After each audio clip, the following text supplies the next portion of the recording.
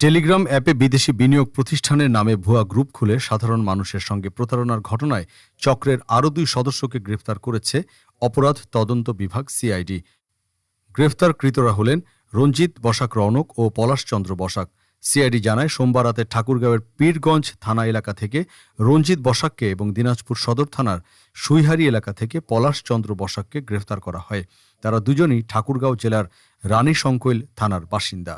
এর আগে এই মামলায় গ্রেফতার হওয়া চক্রের মূল হোতা ফারদিন আহমেদ ওরফে প্রতীক এবং তার সহযোগী মোহাম্মদ সাগর আহমেদ আদালতে স্বীকারোক্তিমূলক জবানবন্দিতে 2 আসামির নাম প্রকাশ করেন।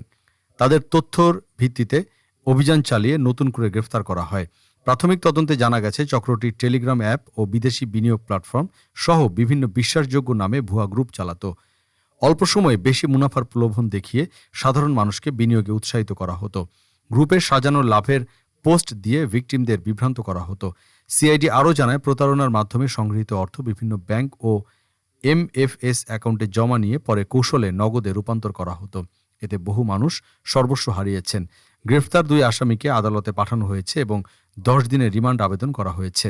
প্রতারণা চক্রের অন্যান্য সদস্যদের ধরতে অভিযান অব্যাহত আছে। ডেস্ক রিপোর্ট, বাংলাদেশ সময়।